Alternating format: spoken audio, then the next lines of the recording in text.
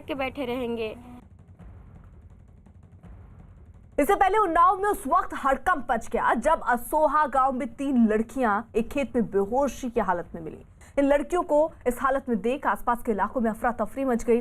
मौके पर पहुंची पुलिस ने तीनों लड़कियों को तुरंत अस्पताल पहुंचाया, लेकिन 2 लड़कियों की मौत हो गई जबकि एक लड़की को गंभीर हालत में कानपुर के अस्पताल में भर्ती कराया गया।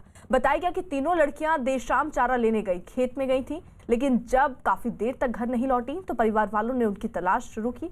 इस दौरान तीनों लड़कियां एक खेत में बेहोशी की हालत में मिली।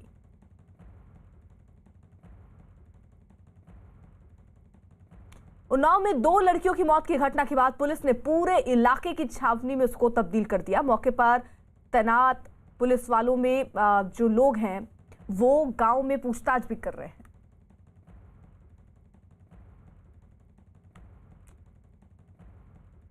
उन्नाव के असोहा थाना क्षेत्र में इस समय मातम का माहौल छाया हुआ है। पूरे गांव में पुलिस की तैनाती है, पूरे गांव को छावनी में तब्दील कर दिया गया। तस्वीरों में आप साफ तौर पर देख सकते हैं ये उन खेतों की तरफ जाने का रास्ता है जहां पर पुलिस ने बैरिकेड किया हुआ है और यहां से आगे जाने की किसी को अनुमति नहीं है। आपको बता दें ये वो जगह है जहां पर उन 2 बच्चियों के शव मिले थे, जबकि तीसरी बच्ची बेसुध हालत में वहां मिली थी। हालांकि तीसरी बच्ची का इलाज अभी कानपुर में किया जा रहा है। हम आपको तस्वीरें दिखा रहे हैं उस गांव की। न्यूज़ 18 यहाँ सबसे पहले पहुंचा है और यहाँ पर आप तस्वीरों में देख सकते हैं लोगों का जमावड़ा है।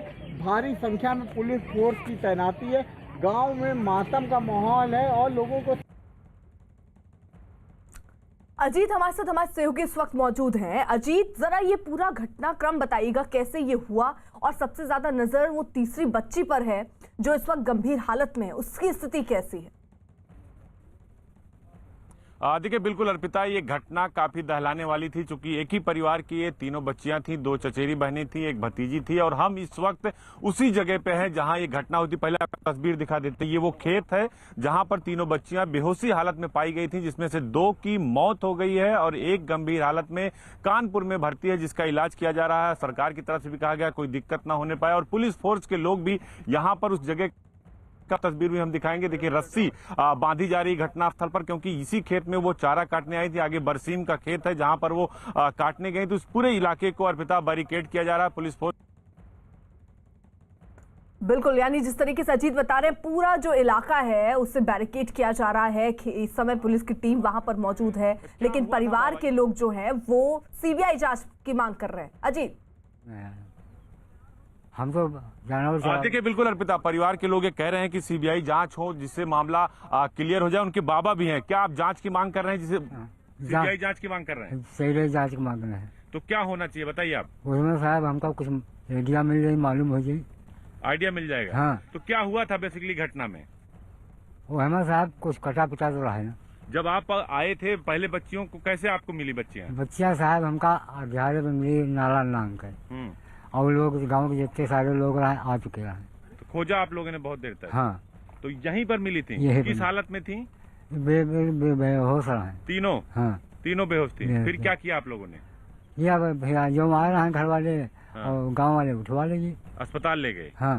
अच्छा, अभी तीसरी बच्ची की क्या कंडीशन है?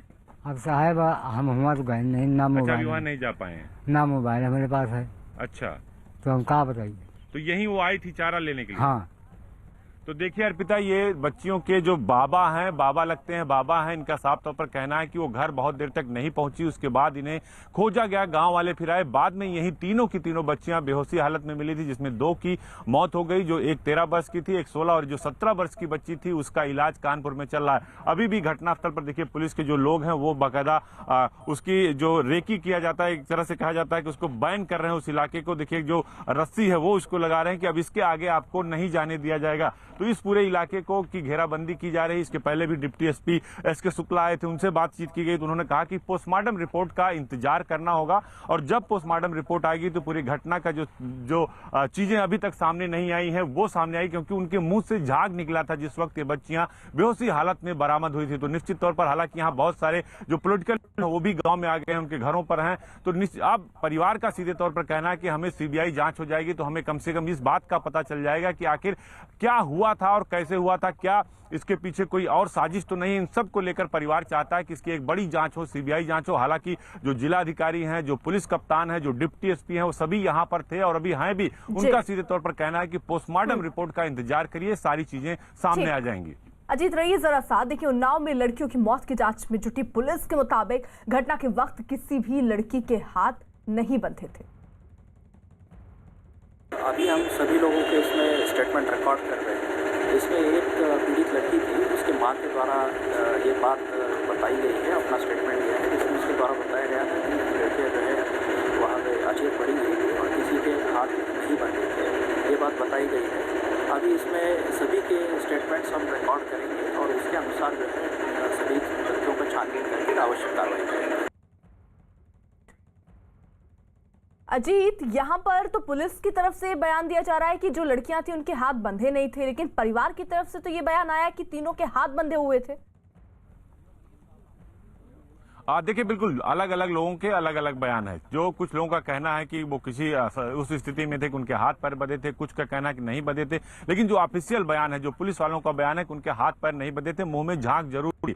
तो निश्चित तौर पर कहीं ना कहीं इस पूरे मसले की जांच बड़े पैमाने पर होगी। बड़े पैमाने पर जांच शुरू भी कर दी गई। जो उनके बाबा थे उन्हीं से सवाल पूछ लेते हैं। क्या बच्चियों के हाथ पैर बंधे थे बाबा?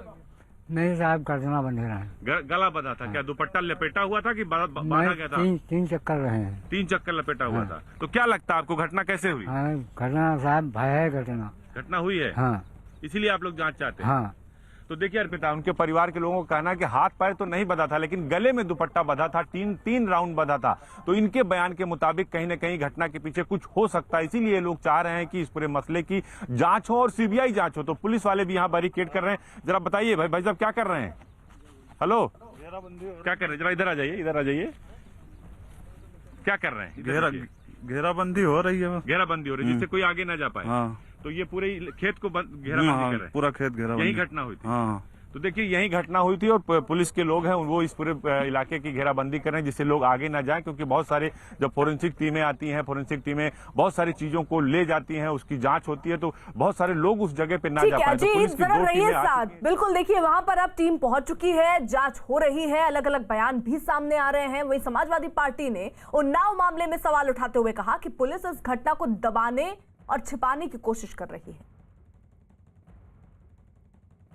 घटना ने फिर एक बार हमको, आपको, सबको, पूरे प्रदेश को शर्मसार कर दिया है। और ये अब तो तय हो गया है कि पिछड़े दलित समाज की बेटियां कतई सुरक्षित नहीं हैं। उत्तर प्रदेश में जंगल राज है। उत्तर प्रदेश में किसी भी बेटी की इज्जत, आबरू कोई लूट सकता है। उसकी जान इतनी सस्ती हो गई है और उन्नाव की पुलिस लगातार उस घटना को दबाना चाहती है। सरकार से मांग है कि दोनों बेटियों की जो पोस्टमार्टम हो, एक पैनल बना करके पोस्टमार्टम हो और इस घटना की जांच अलग टीम करे। उन्नाव की घटना पर कांग्रेस ने सरकार से दोषियों के खिलाफ कड़ी कार्रवाई की मांग की। घटना योगी सरकार के माथे पर कलंक है। उत्तर प्रदेश कांग्रेस कमेटी मांग करती है अविलंब जो हमारी बेटियों के कंकाल पाए गए हैं उस पर जांच करे, दोषियों के खिलाफ कार्रवाई करे। मगर सरकार लगातार जो दावे कर रही है वो झूठ और फरेब साबित हो रहे हैं। अपराधी लगातार तांडव कर रहे हैं।